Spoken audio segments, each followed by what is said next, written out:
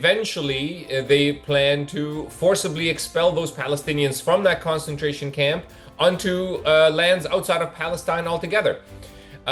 Trump and Netanyahu talked about that again during their first meeting on this recent trip. Trump said that they have receiving quote unquote great cooperation from countries surrounding Israel. Meaning, he doesn't name them, but we know who they are. Egypt, Jordan, the United Arab Emirates. There were reports that they reached out to Libya, Morocco probably. The Israeli state is not really interested in ending the genocidal onslaught on the Palestinians in the Gaza Strip. So we have to look at these meetings as ones that are still discussing what they themselves call the active plan, Trump plan to quote unquote evacuate and empty out Gaza and build the Riviera of the Middle East nonsense. So I do believe that the Israeli state and the Americans are still actively working on that plan. They haven't been moved off of it.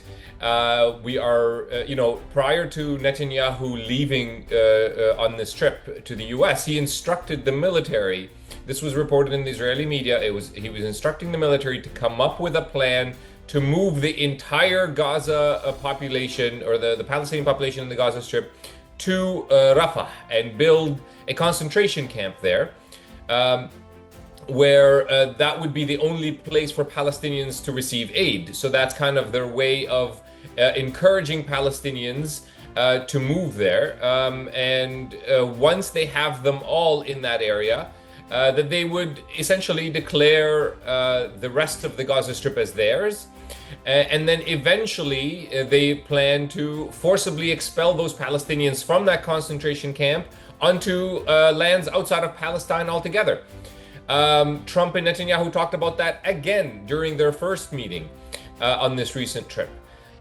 Trump said that they have receiving quote unquote great cooperation from countries surrounding Israel. Meaning, he doesn't name them, but we know who they are. Egypt, Jordan, the United Arab Emirates. There were reports that they reached out to Libya, Morocco probably. So they are still working very hard on the plan of colonizing the Gaza Strip and expelling the Palestinian population, and at least a very large majority of it. Expelling them from the Gaza Strip and never allowing them to return again. This is what they are still working towards. This is not a negotiation being done in good faith to try to, recognize the Palestinian people's right to self-determination and sovereignty. None of that is on the table in these negotiations. So by definition, they're not in good faith. They are trying to implement their plan for the settler colonization of Gaza. So let's be very clear. Nobody really knows what is actually going on in these discussions. Hamas and other Palestinian analysts are saying that they are frustrated with the discourse out there being promoted by the Americans that these negotiations are quote unquote going well. They are saying that they are not going well, and that Israel is basically insisting on forcing a ceasefire plan on a deal on Hamas that would enable it to continue its project of expelling the Palestinians in the long term. So the sticking point is really simple. It's not Hamas standing in the way. It's Israel that's standing in the way. Every obstacle to peace and justice is Israel. Israel's idea of peace and justice is the settler colonization of Palestine, is the elimination of the Palestinian struggle for sovereignty and self-determination. That's not a peace. That's what they are trying to and have been trying to accomplish through military force for decades and decades. So their idea of what constitutes peace is the final elimination of the Palestinian struggle. This is not serious. So that still is the core of what stands in the way. Even things like humanitarian aid, when people talk about that as a negotiation issue, Allegedly, we're hearing some reports that has been resolved. I have no faith in any of these reports. Again, nobody knows what's going on. Trump is already changing his sort of tone on this. He went from a ceasefire is just around the corner, a ceasefire will happen this week. Now he's saying, I don't know when it will happen. And so I have no faith whatsoever that anything that has been resolved. But let's take the humanitarian issue. You know, most people are talking about it as if it's just a technical issue. Is it going to be this quote unquote humanitarian agency or fund that they created, that the Americans and the Israeli are created, or will it be a United Nations run operation, the delivery of humanitarian aid? Most people are talking about this purely from an operational perspective, logistical perspective, technical perspective, but it's much more than that. The reason that the Americans and the Israelis are running this so-called humanitarian effort, which is not humanitarian at all, is not just to keep the European Union off of the backs of the Israelis on that question, but rather because they're using it as a military and political tool to move the population by force into the southern parts of the Gaza Strip, into Rafah, to a very small area. So when Hamas and the Palestinians are trying to negotiate and saying we need the United Nations to take over the humanitarian aid, it's done for two reasons. One, the United Nations will actually deliver real aid to the Palestinians, and it won't be just a mechanism for killing Palestinians. That's what and moving them and making their life miserable. This is what Israel and the U.S. want. But it would be real aid delivered to Palestinians. But it also enables Palestinians to remain on their lands across the Gaza Strip. So this is what is being negotiated, and like I said, Israel has shown no sign whatsoever that they are willing to move away from their plan of the forced expulsion of Palestinians from Gaza. This is the major and only obstacle to a real ceasefire deal. Yes, in the past, some of the ceasefires did stop the bombing for a brief period of time. But let's not forget the most recent ceasefire in January and February of this year. Israel never stopped violating it, and it continued to kill Palestinians almost daily. So I have no faith that any 60-day ceasefire that is going to be agreed will be respected by Israel. I think they will violate it continuously from day one. Now, will it lessen the intensity and scope of the assault on the Palestinian population in Gaza for 60 days? Yes, most likely it will. So that would be a welcome reprieve for the Palestinian people. And obviously the people of Gaza have suffered in ways that none of us can even understand or comprehend or imagine. They need this reprieve. They need for this to stop completely. They need an unlimited amount of aid to come pouring into Gaza.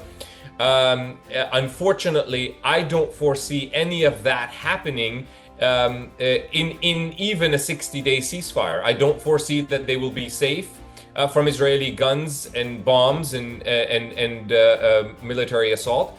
I don't foresee that they will have access to all the humanitarian aid that they need. I don't foresee that they will have an opportunity to end this genocidal operation once and for all.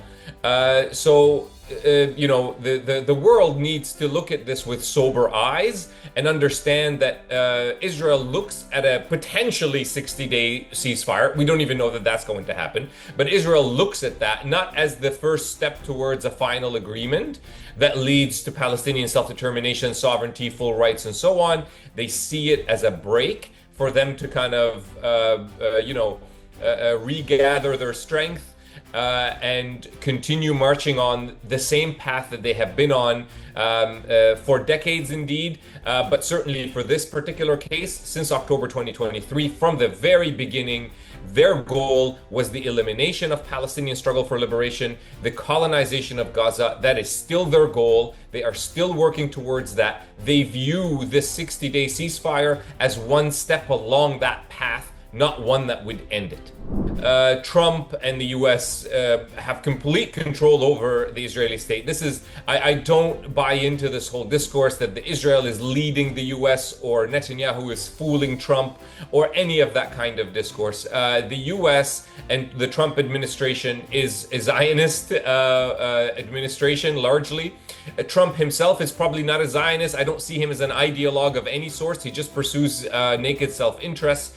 But he does not see any self-interest for him or his rich buddies to support Palestinians. Really, they're okay working with the PA as a sort of subcontractor of the Israeli settler colonial occupation.